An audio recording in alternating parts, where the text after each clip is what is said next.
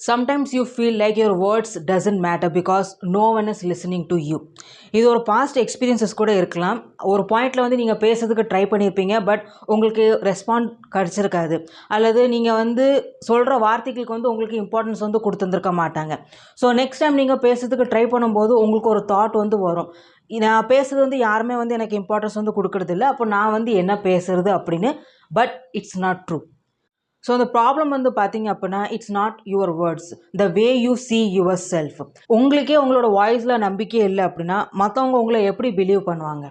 நீங்கள் கான்வர்சேஷனில் வந்து சைலண்ட்டாக இருக்கீங்க, பேசுறதுக்கு ஹெசிடேட் ஆகுறீங்க, நர்வஸ் ஆகுறீங்க, நீங்கள் ஏதாவது சொல்லிட்டீங்க அப்படின்னா அது தப்பாயிருமோ அப்படின்னு. The more you hold yourself back, it will become harder to speak up. So இதை நீங்கள் எப்படி சேஞ்ச் பண்ணலாம் அப்படின்னா, ட்ரஸ்ட் யுவர் செல்ஃப்.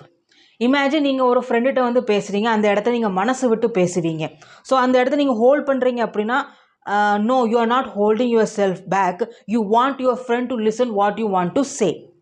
அதே மாதிரி தான் நீங்கள் பேசும்போது நீங்கள் உங்கள்கிட்டே நீங்கள் பேசுகிற மாதிரி நீங்கள் நினச்சிக்கோங்க.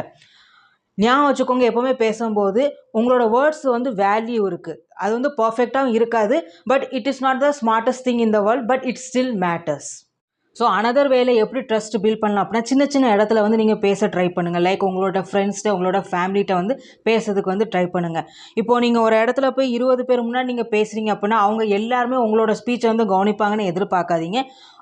நீங்கள் சொல்கிற விஷயத்துக்கு வந்து யாராவது 2 பேராவது அதில் கவனிப்பாங்க. எப்படி செய்வாங்க அப்படின்னா, நீங்கள் சொல்கிற விஷயத்துக்கு எல்லாத்துக்குமே அவங்க வந்து தலையாட்டுவாங்க.